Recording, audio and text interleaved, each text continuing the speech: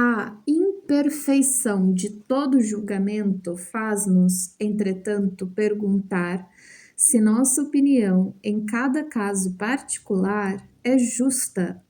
Podemos sucumbir a um julgamento falso, mas isso só concerne ao problema ético, na medida que nos sentimos incertos de nossa apreciação moral. Mas nem por isso devemos deixar de tomar nossas decisões sobre o plano ético. A relatividade do bem e do mal não significa de forma alguma que essas categorias não sejam válidas ou não existam. O julgamento moral existe sempre e em toda parte, com suas consequências características. Como já assinalei, uma injustiça cometida ou somente projetada, ou ainda pensada, vingar-se-á de nossa alma, no passado como no futuro, qualquer que seja o curso do mundo. São os conteúdos do julgamento que mudam, submetidos às condições de tempo e de lugar, e em consequência destes.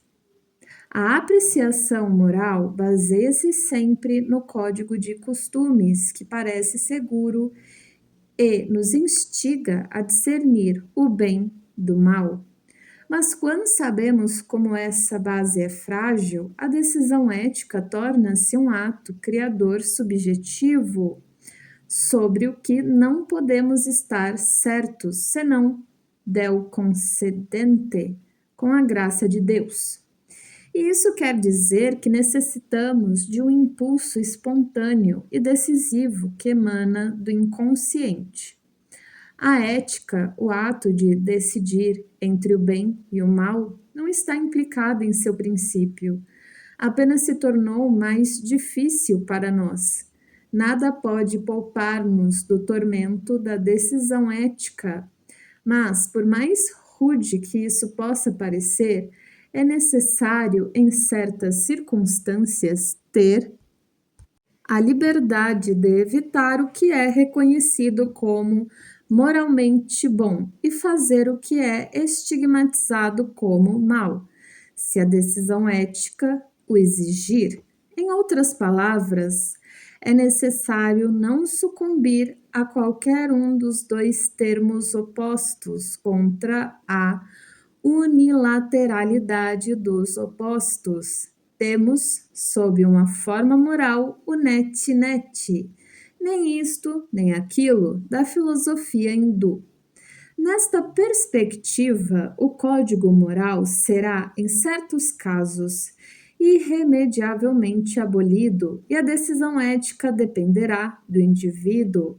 Isto não representa nada de novo, pois já significou no correr dos tempos pré-psicológicos o que se chama de conflito de deveres. O indivíduo, porém, é, em regra geral, de tal modo inconsciente que não percebe suas possibilidades de decisão. Por isso, procura ansiosamente as regras e as leis exteriores às quais possa ater-se nos momentos de perplexidade. A abstração feita das insuficiências humanas, a educação é, em grande parte, a culpada por esse estado de coisas. Ela procura suas normas exclusivamente no que é normal e nunca se refere à experiência pessoal do indivíduo. Ensina-se frequentemente um idealismo que não pode ser satisfeito. E as pessoas que o defendem são conscientes de que nunca os viveram, nem jamais os viverão. Quem, por conseguinte, desejar encontrar uma resposta ao problema do mal, tal como é colocado hoje em dia, necessita, em primeiro lugar, de um conhecimento de si mesmo, isto é, de um conhecimento tão profundo quanto possível de sua totalidade. Deve saber, sem se poupar, a soma de atos vergonhosos e bons de que é capaz, sem considerar a primeira como ilusório ou a segunda como real. Ambas são verdadeiras enquanto possibilidades e não poderá escapar a elas se quiser viver, como obviamente deveria, sem mentir a si mesmo e sem vangloriar-se.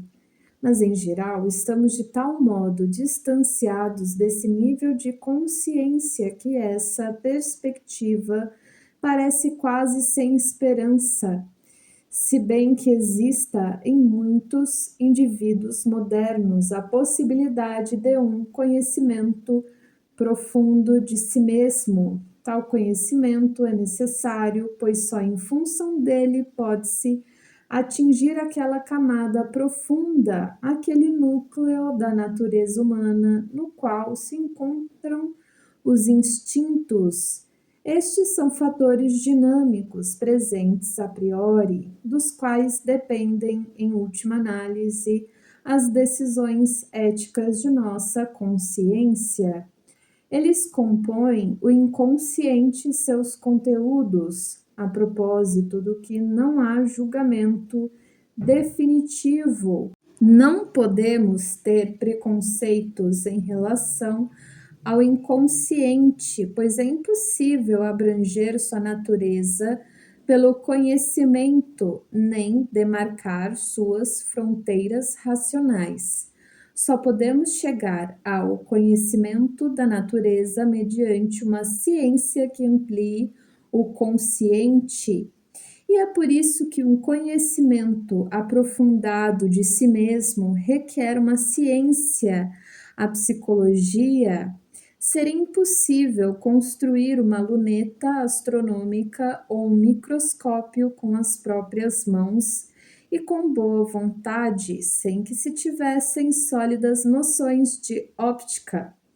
Atualmente necessitamos da psicologia por razões vitais. Estamos perplexos, aturdidos e desorientados diante dos fenômenos do nacional socialismo e do bolchevismo, pelo fato de que nada sabemos do homem, ou porque vemos apenas a metade banal e deformada de sua imagem. Se tivéssemos um certo conhecimento de nós mesmos, o caso seria outro. Ergue-se diante de nós a terrível questão do mal, e não o percebemos, sem falar da resposta que urge dar a ela. Mesmo que esse mal fosse visto, não se compreenderia como as coisas chegaram a esse ponto. Um chefe de Estado declarou recentemente, dando provas de uma ingenuidade genial, que não possuía imaginação para o mal. Isso me parece muito pertinente. Nós não possuímos nenhuma imaginação para o mal, mas ela nos possui. Alguns nada querem saber sobre o mal e outros com ele se identificam. Tal é a situação psicológica do mundo atual.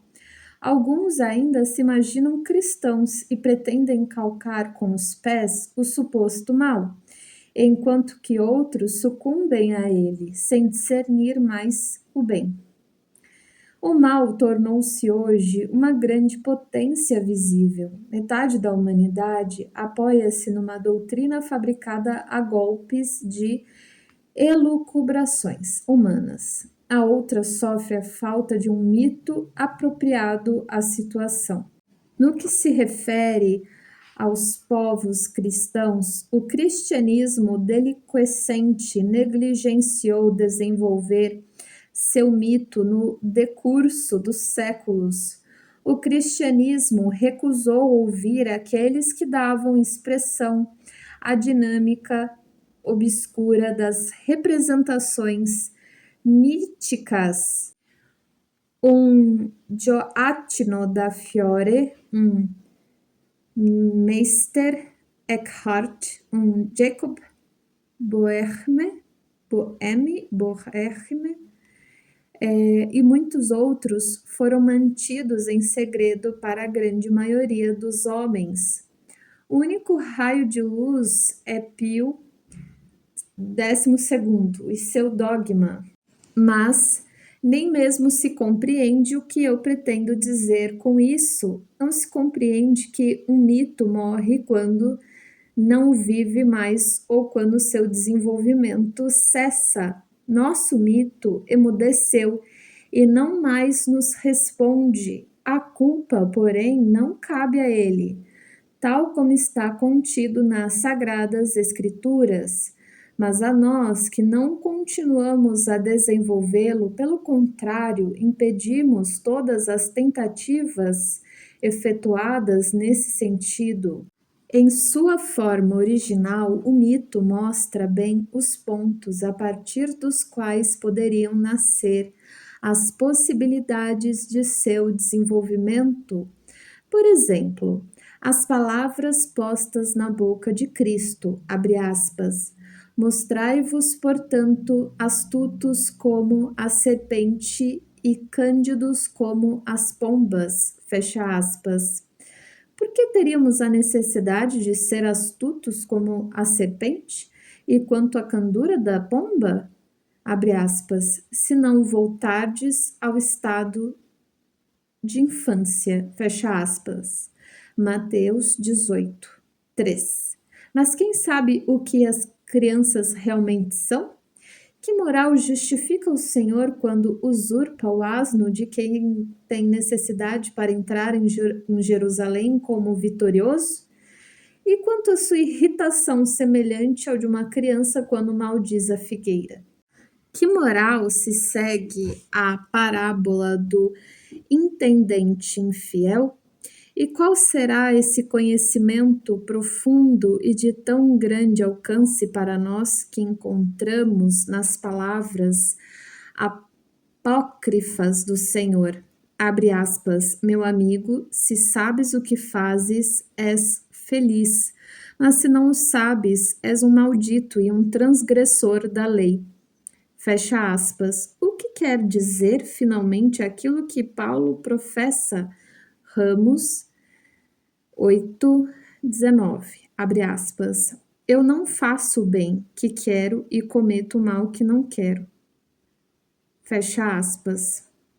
E eu silencio diante das profecias inequívocas contidas no Apocalipse, as quais, em geral, não se dá crédito porque são muito embaraçosas. A questão colocada outrora pelos gnósticos, abre aspas, de onde vem o mal, fecha aspas, não encontrou resposta no mundo cristão. E a alusão de Origens a uma possível redenção do diabo tornou-se heresia. Mas hoje a questão nos assedia e precisamos dar uma resposta. Permanecemos de mãos vazias, espantados, perplexos, e nem mesmo percebemos que nenhum mito nos ajuda, agora que temos tanta necessidade dele. Em consequência à situação política e aos acontecimentos terríveis, isto é, demoníacos da ciência, sentimos calafrios secretos e pressentimentos obscuros, mas não sabemos o que fazer, e poucos são aqueles que chegam à conclusão de que desta vez trata-se da alma do homem, há muito esquecida. O desenvolvimento posterior do mito deveria, sem dúvida, reportar-se ao momento em que o Espírito Santo se revelou aos apóstolos, fazendo-os filhos de Deus, não somente a eles, mas a todos os que, através deles e depois deles, receberão a filiação, o estado de filho de Deus, participando assim da certeza de que não eram apenas animalia autóctones,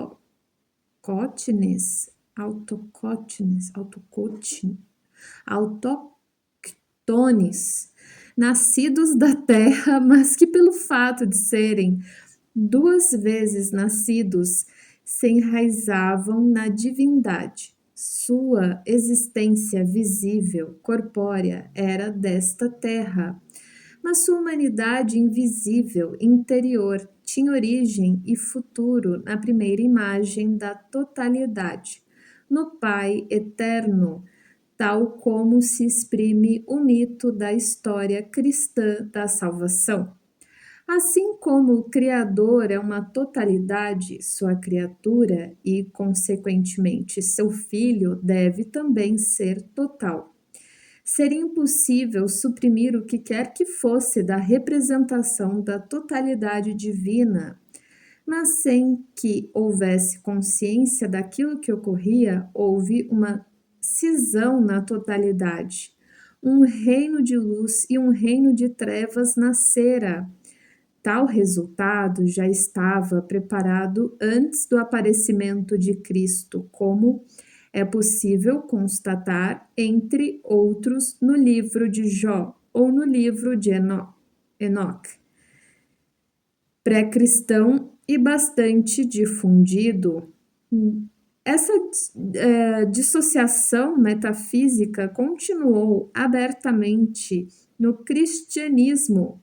Satã, que no Antigo Testamento pertencia ainda ao séquito imediato de Jeová, passou a representar a oposição eterna e diametral ao mundo de Deus. Foi impossível extirpá-lo depois disso. Assim, pois, não é de se admirar que já no começo do século VI aparecesse a crença de que o Criador do mundo não fosse Deus, mas o diabo. Isso foi no início da segunda metade da era cristã, quando o mito da queda dos anjos já havia relatado que os anjos que perderam a graça divina é que haviam ensinado aos homens as ciências e as artes perigosas. O que diriam esses antigos narradores depois do acontecimento de Hiroshima? A visão genial de Jacob Boehme discerniu a dualidade intrínseca da imagem de Deus e colaborou assim na elaboração posterior do mito. O símbolo da mandala esboçada por Boehme representa o Deus dissociado. Seu círculo interior, com efeito, se cinde em dois semicírculos que se contrapõem e se dão reciprocamente as costas. Uma vez que, segundo as premissas dogmáticas do cristianismo, Deus é inteiramente presente em cada uma das três pessoas da Trindade, ele deve encontrar-se também totalmente em cada uma das partes que recebeu o Espírito Santo. Desse modo, cada ser humano pode participar de Deus em sua totalidade, e assim a filiação ao estado de filho de Deus. A complexio oppositorum, complementaridade dos opostos, no seio da imagem de Deus, penetra assim no homem, e isso não sob a forma de uma unidade, mas de um conflito. A metade tenebrosa da imagem se chocando com a representação já recebida de que Deus é luz. É esse o processo que se desenrola em nosso tempo, sem que os mestres responsáveis pelos homens o tenham compreendido, se bem que sua tarefa fosse discernir estes desenvolvimentos. É verdade que todos sabem que estamos num ponto de mudança importante das idades, mas a crença é que esse ponto de mudança é suscitado pela fisão ou fusão do átomo ou pelos foguetes interplanetários. E como de costume, a cegueira é completa no que diz respeito à alma humana. À medida que a imagem de Deus é psicologicamente uma ilustração e uma manifestação das profundezas da alma, e à medida que esta começa a se tornar consciente sob a forma de uma profunda dissociação que atinge a política mundial, uma compensação psíquica chama pouco a atenção. Manifesta-se através de imagens unitárias, de pequenos discos que aparecem espontaneamente e que representam uma síntese dos contrastes situados no interior da alma. Creio que a esse fato se liga o rumor mundial em torno dos Unidentified Flying Objects, UFO, comumente chamados discos voadores, que apareceram pela primeira vez em 1945. Esse rumor ora se apoia em visões, ora em certas realidades. Esses objetos não identificados são interpretados como máquinas voadoras provenientes de outros planetas, ou mesmo da quarta dimensão. Há mais de 40 anos, 1918, descobri a existência de um símbolo aparentemente central, de natureza semelhante. No decurso de minhas pesquisas sobre o inconsciente coletivo, o símbolo da mandala. Para estar seguro de minhas ideias, acumulei outras observações.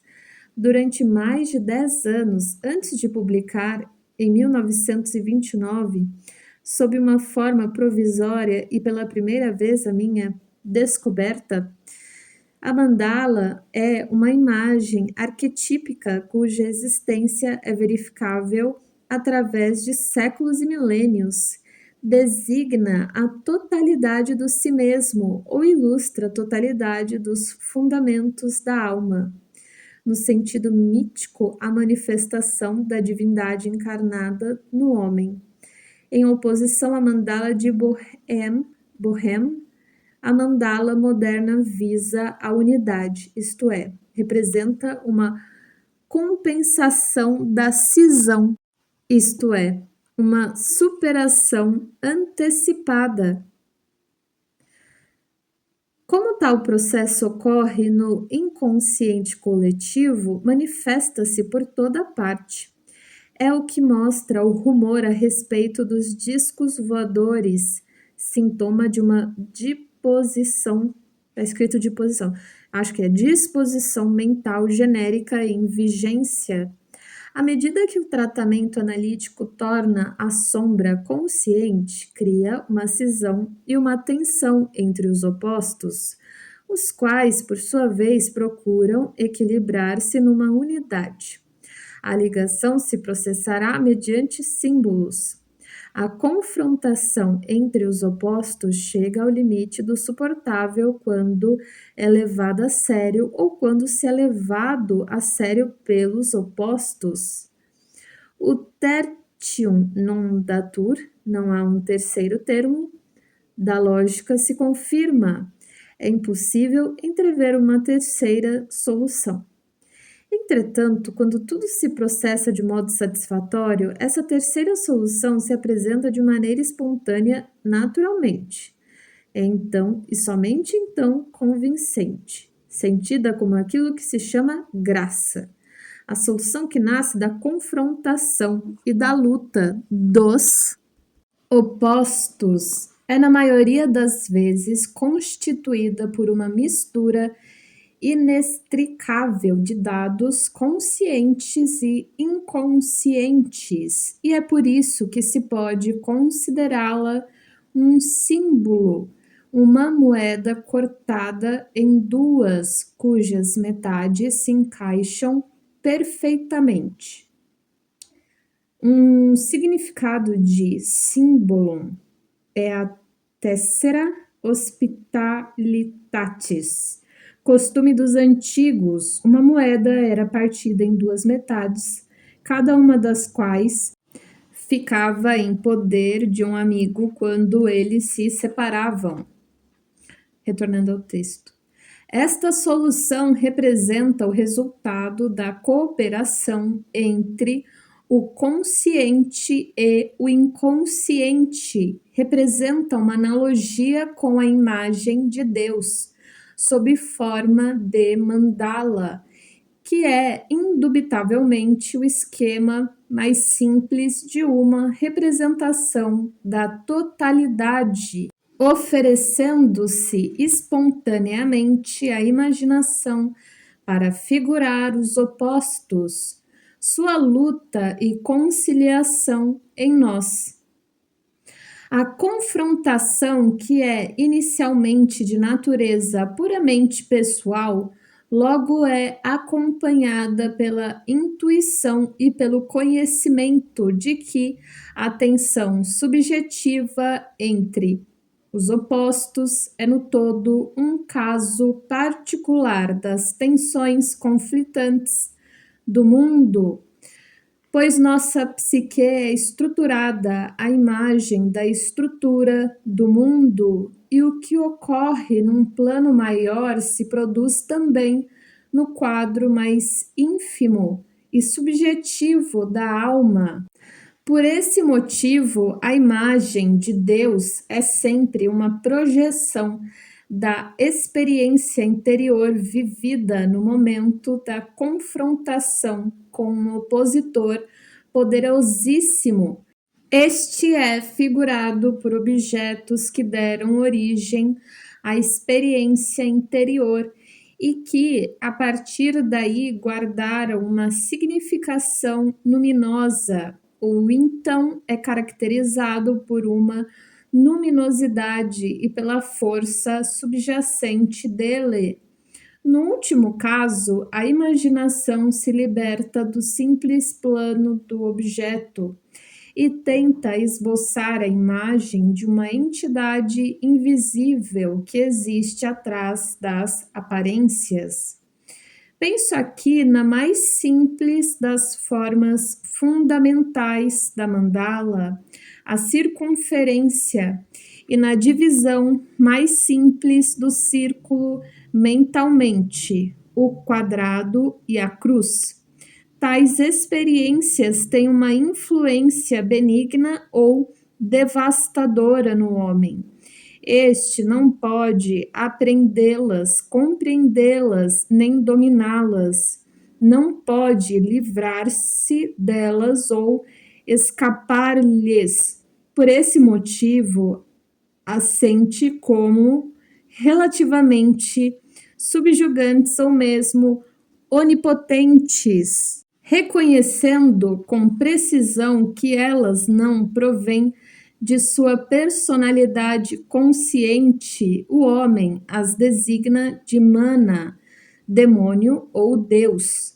O conhecimento científico utiliza o termo inconsciente, confessando assim sua ignorância na matéria, o que é compreensível, uma vez que esse tipo de conhecimento nada pode saber da psique, porquanto só através dela pode atingir o conhecimento. Eis porque não é possível discutir ou afirmar a validade da designação de mana, demônio ou Deus, mas unicamente constatar que o sentimento de algo estranho, ligado à experiência de algo objetivo, é autêntico. Sabemos que acontecem coisas totalmente desconhecidas e estranhas em nossas vidas. Da mesma forma, sabemos que não fabricamos um sonho ou uma ideia, mas que ambos nascem como que por si mesmos. Assim, o que se abate sobre nós é um efeito que provém do mana, de um demônio, de Deus ou do inconsciente. As três primeiras designações possuem a grande vantagem de abranger e evocar a qualidade emocional do luminoso, enquanto que a última, o inconsciente, é banal e, portanto, mais próxima da realidade. O conceito de inconsciente inclui o plano das coisas experimentáveis, isto é, a realidade cotidiana, tal como é conhecida e abordável. O inconsciente é um conceito demasiado neutro e racional para que na prática possa se mostrar de grande ajuda à imaginação. Ele foi forjado precisamente para o uso científico, portanto, é mais apto para uma abordagem das coisas sem paixão e sem exigências metafísicas, do que conceitos transcendentes que são passíveis de crítica e que podem desviar para um certo fanatismo. Daí, prefiro o termo inconsciente, sabendo perfeitamente que poderia também falar de Deus ou do demônio se quisesse me exprimir de maneira mítica. À medida que me exprimo miticamente, mana, demônio, Deus são sinônimos de inconsciente, pois sabemos a respeito dos primeiros tanto ou tão pouco quanto dos últimos. Acreditamos simplesmente saber mais sobre os primeiros, o que na verdade para certos fins é muito mais útil e muito mais eficaz do que recorrer a um conceito científico.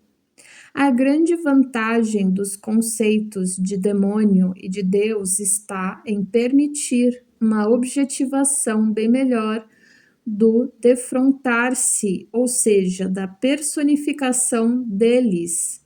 Suas qualidades emocionais lhes conferem vida e eficácia, ódio e amor, medo e veneração. Surgem no teatro da confrontação e a dramatizam em grau supremo.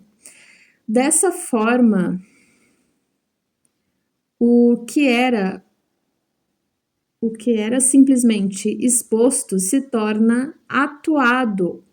O desafio é lançado ao homem total e é com toda a sua realidade que ele se empenha no combate. Só dessa forma o homem pode atingir a totalidade e Deus pode nascer, isto é, participar da realidade humana e associar-se ao homem sob a forma de homem. Por esse ato de encarnação, o homem, isto é, o eu, é substituído interiormente por Deus, e Deus se torna exteriormente o homem, de acordo com as palavras de Cristo. Quem me viu a mim, viu meu Pai. João 14, 9. Esta constatação faz aparecer o inconveniente da terminologia mítica. A representação de Deus, tal como habitualmente é feita pelo homem cristão, é a de um Pai onipotente, onisciente, cheio de bondade, o Criador do mundo. Para esse Deus tornar-se homem, é indispensável uma formidável kenosis, ou seja, esvaziamento, que reduz a totalidade divina à escala infinitesimal do homem. E mesmo que isso aconteça, é difícil compreender como o homem não explodiria despedaçado pela encarnação. Por isso, a especulação dogmática precisou dotar o Cristo de qualidades que o situam além da condição humana habitual. Falta-lhe, antes de mais nada, a mácula peccati, a mancha do pecado, e isto já o faz um homem-deus ou um semideus. A imagem cristã de Deus não pode, sem contradições, encarnar-se no homem empírico, abstração feita de que o homem exterior parece pouco apto para fornecer a representação adequada de um Deus. O mito deve, enfim, levar a sério o monoteísmo e abandonar o dualismo nascido oficialmente, que até hoje faz subsistir um eterno e tenebroso antagonista ao lado de um bem todo-poderoso. O mito deve permitir que se exprima a complexio oppositorum philosophica de um Nicolas de Cusa e ambivalência moral que se encontra em Jacob Boehme. Somente assim poderão ser atribuídos ao Deus único a totalidade e a síntese dos opostos que lhes são próprias.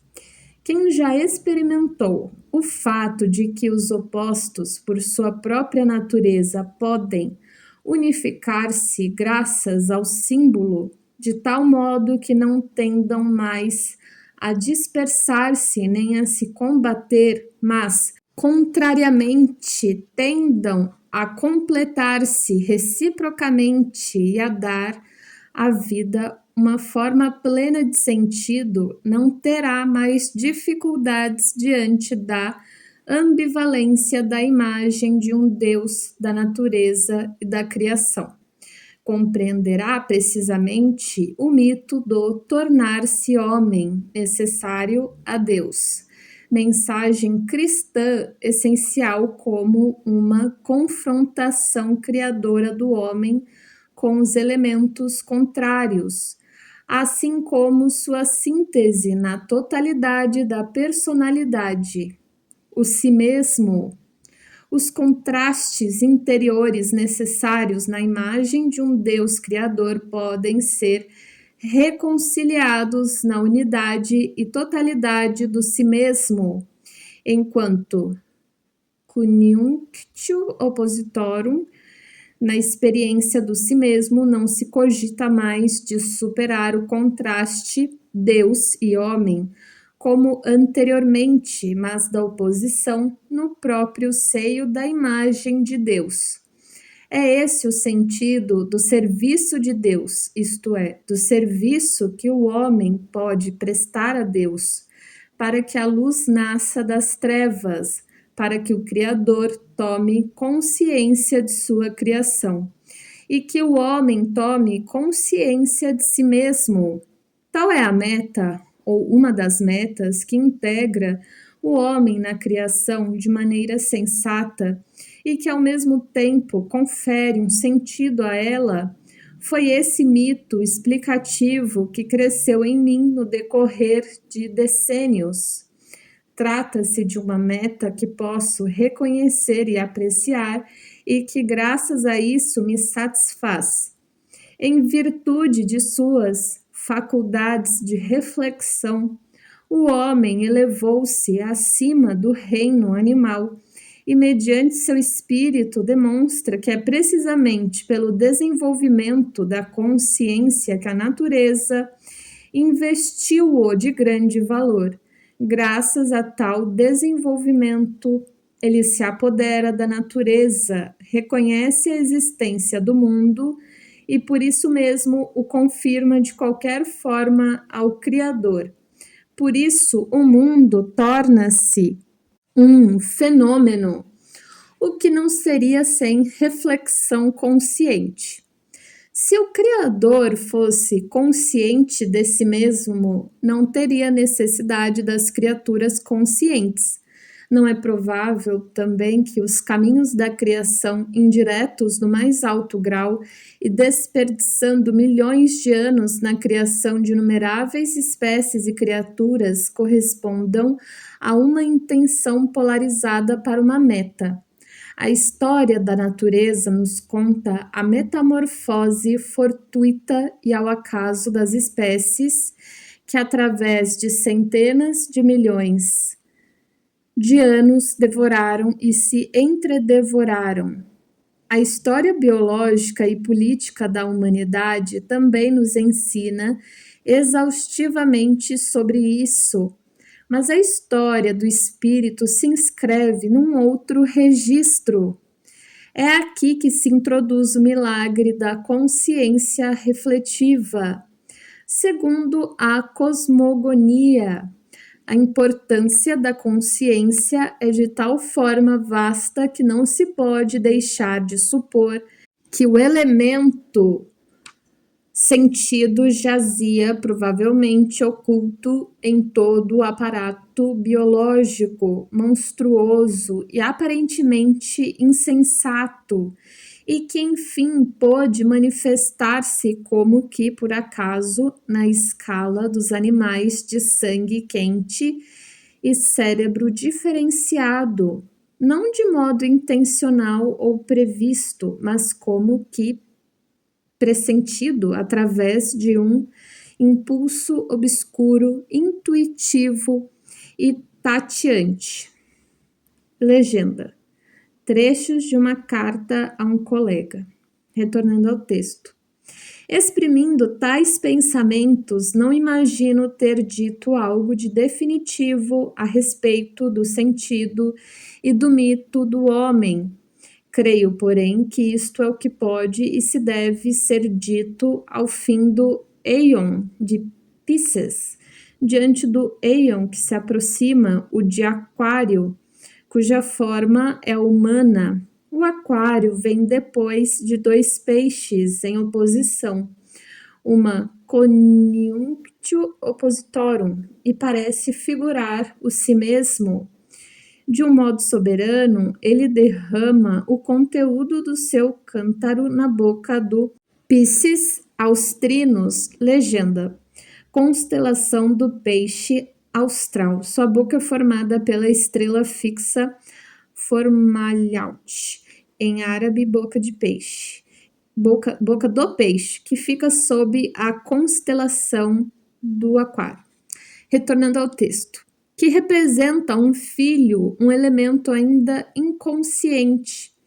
Deste surgirá depois de um éon ainda mais vasto, de cerca de 2.000 anos, um futuro evocado pelo símbolo do Capricórnio. O Capricórnio, ou Aegon Quirus, é o monstro cabra-peixe. Legenda: a constelação do Capricórnio, meia cabra, meio golfinho, foi primitivamente chamada cabra-peixe. É o animal heráldico dos julianos, linguagem da qual saiu Júlio César. Retornando ao texto. Simbolizando a união das montanhas e das profundezas do mar. Um contraste de dois animais em junção inseparável. Este ser singular poderia facilmente representar a imagem primitiva de um Deus criador que se confronta com o homem, o antropos. A respeito dessa imagem, permaneço em silêncio. O mesmo ocorre no que diz respeito ao material de experiências disponível, isto é, os produtos do inconsciente de outros homens que conheci ou documentos históricos. Quando uma compreensão não é clara por si mesma, toda especulação é destituída de sentido, que só sobrevém quando existem elementos objetivos, como no caso do éon de Aquário. Ignoramos até que ponto poderá levar o processo da tomada de consciência e para onde conduzirá o homem. Existe na história da criação um novum, um elemento novo, ao qual não existe qualquer termo de comparação.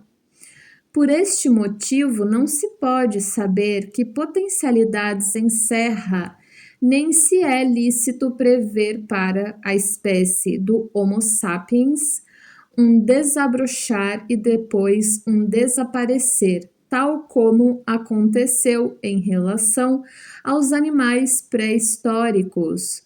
A biologia é incapaz de nos fornecer um só argumento contrário a tais possibilidades. O homem satisfaz a necessidade da expressão mítica quando possui uma representação que explique suficientemente o sentido da existência humana no cosmos. representação que provém da totalidade da alma, isto é, da cooperação do consciente e do inconsciente. A carência do sentido impede a plenitude da vida e significa, portanto, doença. O sentido torna muitas coisas, talvez tudo, suportável. Jamais alguma ciência substituirá o mito e jamais o mito poderá nascer de alguma ciência. Não é Deus que é um mito, mas o mito que é a revelação de uma vida divina no homem. Não somos nós que inventamos o mito, é ele que nos fala como verbo de Deus. O verbo de Deus vem a nós e não temos nenhum meio de distinguir se e como ele é diferente de Deus. Nada há que não seja conhecido e humano a respeito do verbo, salvo a circunstância de que surgiu espontaneamente diante de nós e nos dominou. Ele não depende de nosso arbítrio, impossível explicar uma inspiração. Sabemos que a ideia que nos vem ao espírito não é fruto de nossas elucubrações, mas vinda de algum lugar que nos invade. E quanto ao sonho premonitório, como poderíamos atribuí-lo à nossa própria razão? Em casos semelhantes, ignora-se muitas vezes e por muito tempo que o sonho contenha um saber prévio e à distância. O verbo nos ocorre, nós sofremos a sua ação, pois estamos expostos a uma profunda insegurança.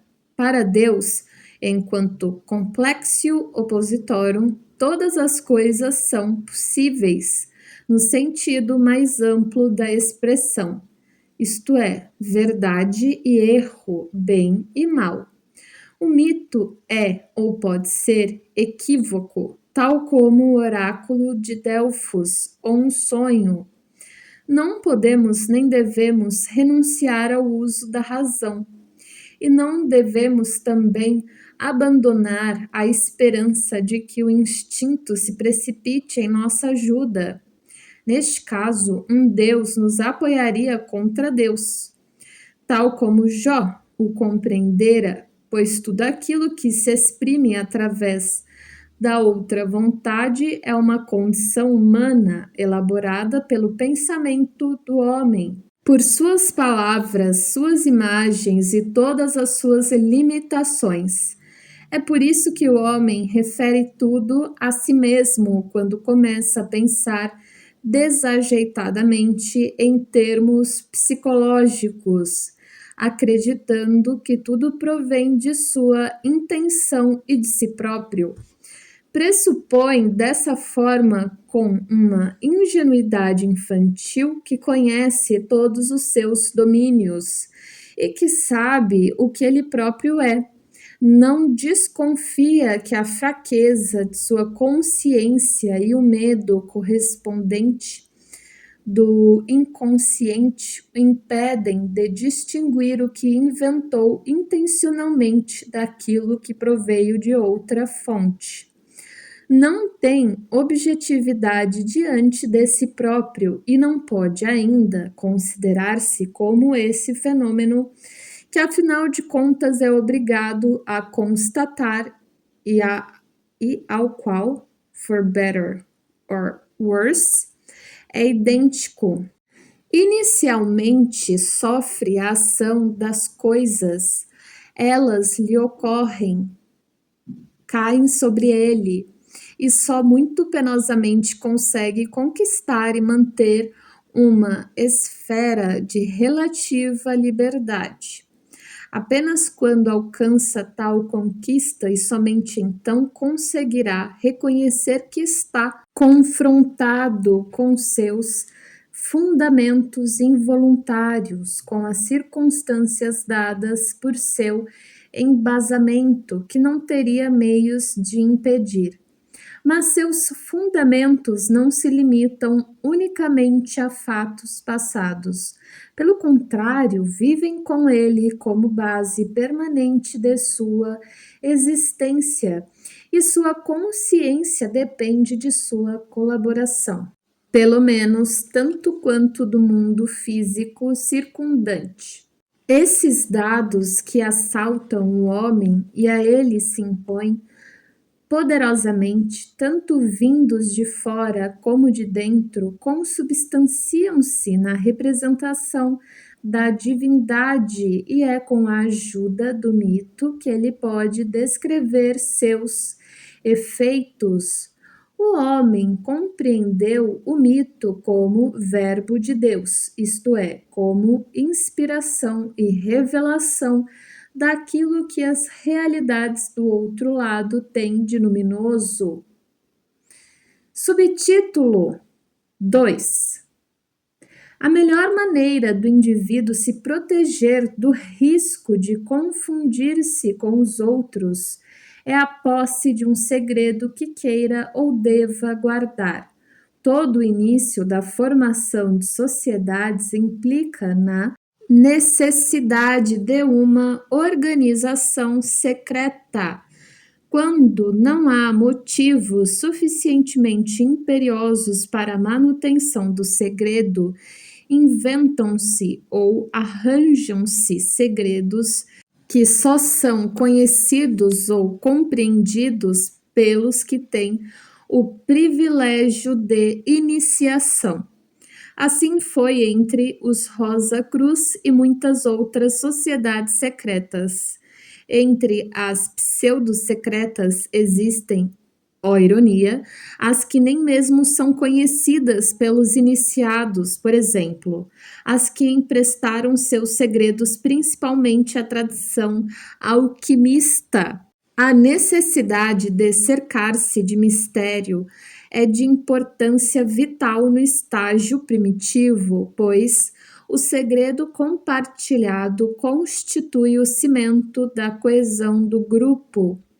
No estágio social, o segredo representa uma compensação salutar da falta de coesão da personalidade individual, que submerge e se dispersa mediante recaídas sucessivas na identidade primitiva inconsciente com os outros.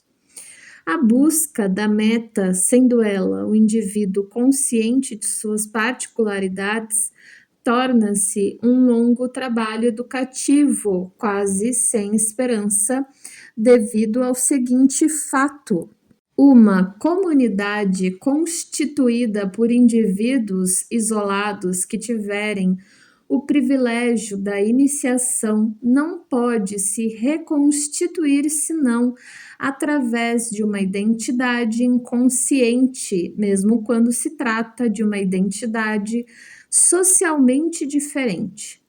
A sociedade secreta é um estágio intermediário no caminho da individuação.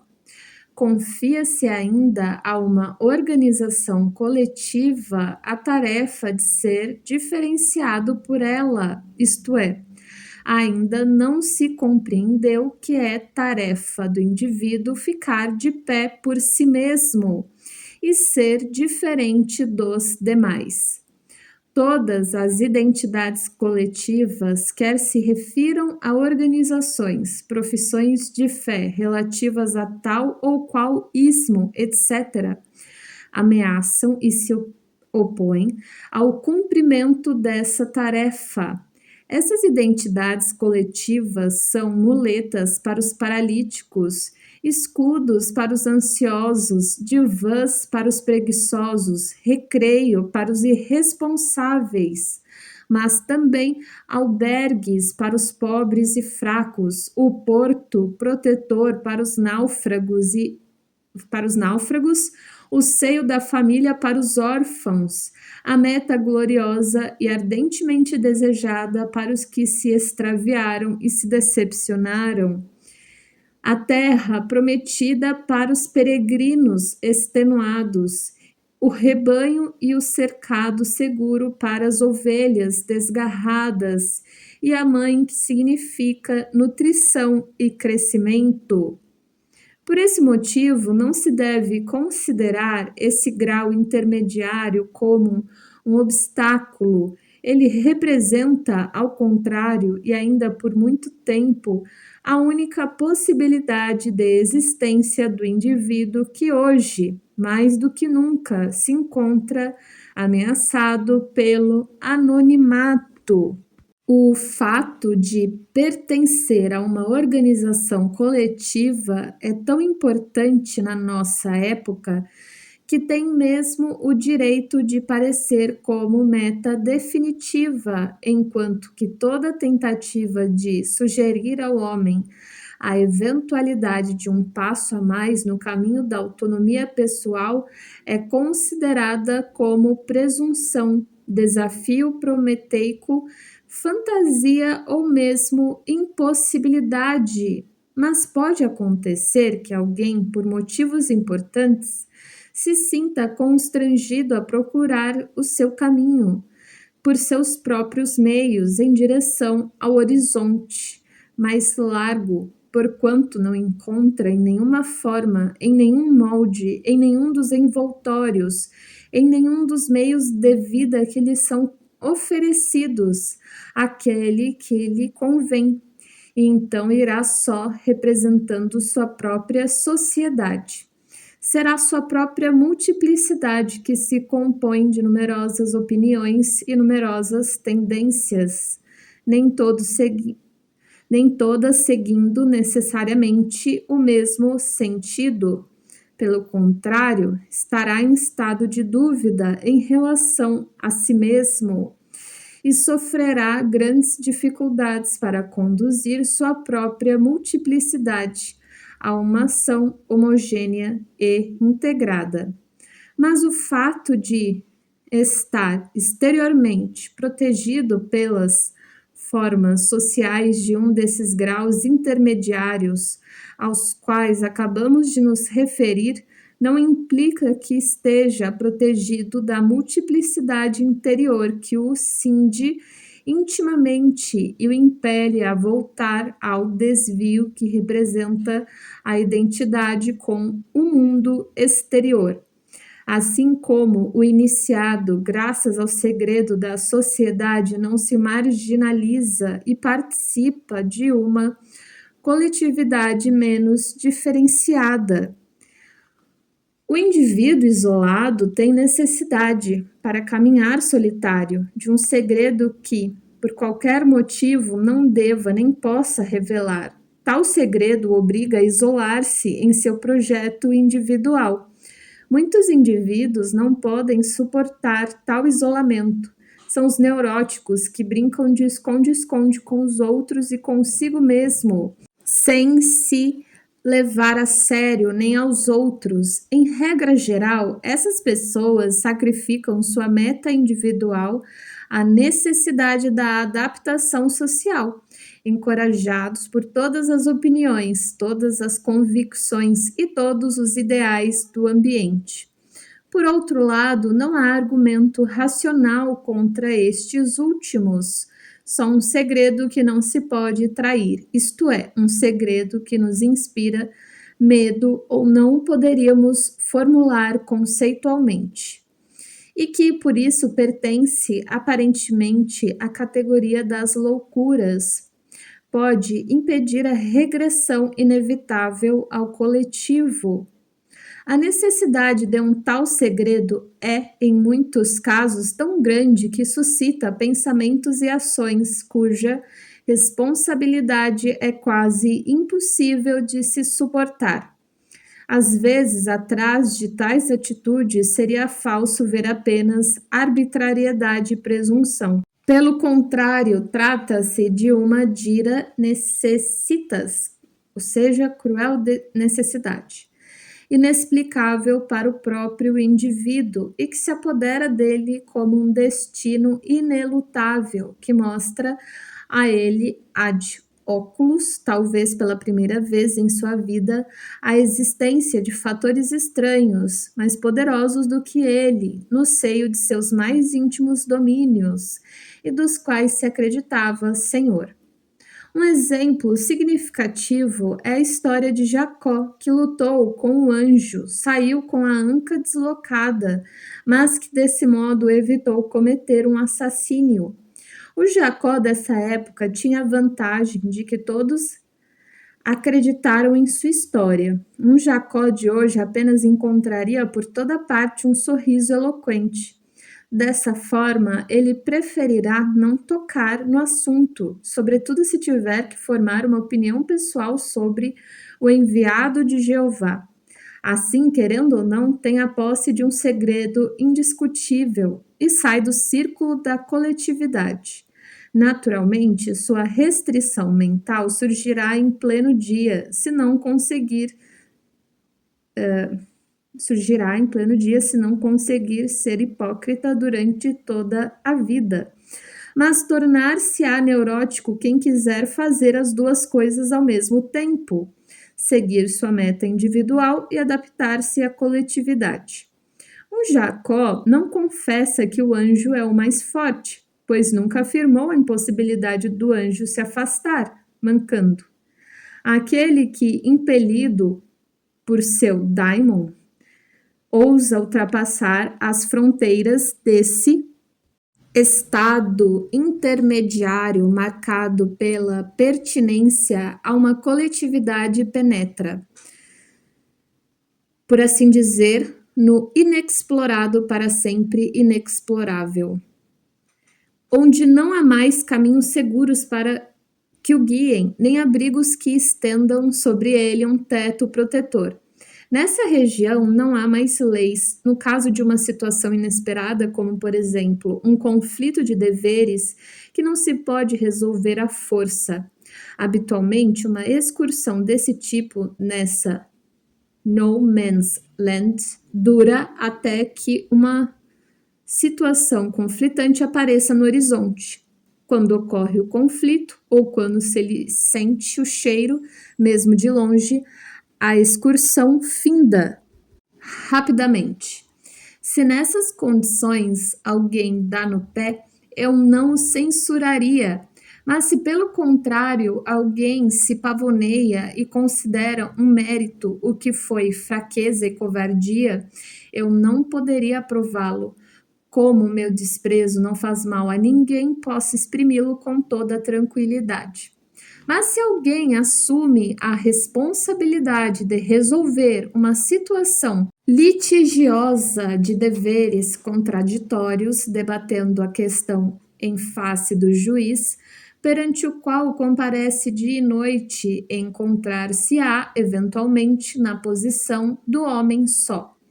Possui um segredo que não admite qualquer debate público, pela excelente razão de que esse homem já é fiador perante si mesmo de uma acusação impiedosa e de uma defesa obstinada. Nenhum juiz temporal ou espiritual poderia devolver-lhe o sono. De resto, se ele não conhecesse previamente até a náusea as decisões desses eventuais juízes, os fatos nunca teriam chegado a um conflito de deveres. Este último sempre supõe uma consciência elevada de suas responsabilidades. É justamente esta virtude que lhe proíbe a aceitação de uma decisão coletiva. E por este motivo, o júri do mundo exterior é transposto para o mundo interior, onde uma decisão será tomada de portas fechadas. Esta transformação confere ao indivíduo uma significação antes ignorada. Ele será, doravante, não só seu eu bem conhecido e socialmente definido, como também a instância que negocia o que ele vale em si mesmo. Nada aumenta mais a tomada de consciência do que a confrontação interior com os fatores opostos. Não só a acusação coloca sobre a mesa os dados desconhecidos, como a defesa também passa a procurar argumentos em que até então não havia pensado. Disso resulta que uma parte importante do mundo exterior é transportada para o mundo interior, e esse mesmo elemento é subtraído ao mundo exterior. Por outro lado, o mundo interior ganha na mesma proporção e é elevado à dignidade de um tribunal de decisão ética. O eu, que antes era unívoco, por assim dizer, perde a prerrogativa de ser simplesmente o acusador e adquire em troca o inconveniente de também ter que ser acusado. O eu torna-se ambivalente, ambíguo e fica mesmo entre a bigorna e o martelo. Torna-se consciente de uma polaridade de opostos que lhe é sobreordenada. Ainda que se discuta e se argumente até o dia do juízo final, nem todos os conflitos de deveres serão realmente resolvidos. Talvez nenhum conflito seja efetivamente resolvido. Um belo dia, entretanto, a decisão simplesmente se apresenta como uma espécie de curto-circuito. A vida prática não tolera ser mantida em suspenso por uma eterna contradição. Os pares de opostos, em sua contradição inerente, entretanto, não desaparecem, se bem que por um momento passem para o segundo plano em prol do impulso da ação. Os pares de opostos ameaçam constantemente a unidade da personalidade e sempre de novo enredam a vida em contradições. Considerando tal situação, parece recomendável ficar em casa, isto é, nunca desertar dos cercados e abrigos coletivos, pois só eles prometem garantia contra os conflitos interiores. Aquele que não for obrigado a abandonar pai e mãe estará seguramente mais abrigado junto deles, mas são numerosos os que se sentem impelidos para fora do lar num caminho individual. Sem demora, conhecerão o positivo e o negativo da natureza humana. Do mesmo modo que toda energia procede de polos opostos, a alma possui também uma polaridade interior, pressuposição inalienável de sua vitalidade, como Heráclito já o reconheceu. Tanto teórica como praticamente essa polaridade é inerente a tudo o que vive. Diante dessa poderosa condição, mantém-se a unidade facilmente perturbável do eu que se formou de modo progressivo ao longo de milênios e só com a ajuda de inúmeras medidas de proteção. A elaboração mesma de um eu parece ter sido possível graças ao fato de que todos os opostos tendem reciprocamente a equilibrar-se. Isto ocorre no processo energético que começa pela tensão entre o frio e o quente, o alto e o baixo, etc. A energia que é a base da vida psíquica consciente persiste a esta última e é, por conseguinte, inicialmente inconsciente. Quando aflora a consciência, se apresenta primeiro projetada em figuras como humana, deuses, demônios, etc., cujo numen parece ser a fonte de força que condiciona sua existência. Enquanto essa energia é concebida sob a forma dessas imagens, mas, à medida que esta forma se esfuma e se torna ineficaz, o eu, isto é, o homem empírico, parece tomar posse dessa fonte de força, e isso no sentido pleno desta proposição ambígua. Por um lado, ele busca tomar posse desta energia a fim de ser seu senhor, até o ponto de acreditar que a possui. Por outro lado, é possuído por ela. Esta situação grotesca, entretanto, ocorre quando apenas os conteúdos da consciência passam por formas de existência do psíquico. Nesse caso, a inflação devida a projeções recorrentes não pode ser evitada, mas quando se admite a existência de uma psique inconsciente, os conteúdos das projeções podem ser integrados em formas instintivas inatas que precedem a consciência. Graças a isso, a objetividade e a autonomia da consciência são mantidas e a inflação é evitada. Os arquétipos que preexistem à consciência e que a condicionam aparecem então no papel que realmente desempenham, o de formas estruturais a priori, do fundamento instintivo da consciência. Não constituem absolutamente em si das coisas, mas sim formas em que são percebidas, consideradas e compreendidas. Naturalmente, os arquétipos não representam a única base da aparência das representações. Eles são apenas os fundamentos da parte coletiva de uma concepção. Enquanto constituem uma qualidade do instinto, participam de sua natureza dinâmica e possuem, por conseguinte, uma energia específica que determina, às vezes de uma forma constrangedora. Bom, pessoal, vamos terminar por aqui e estamos na página 300, faltam 59, estamos acabando. Como eu disse, cada página tem letras bastante miúdas, então é um texto muito grande. Pode não parecer, ele está bastante compacto, mas eu acredito que se estivesse numa letra maior, teria dado até 500 páginas, mas faltam 59.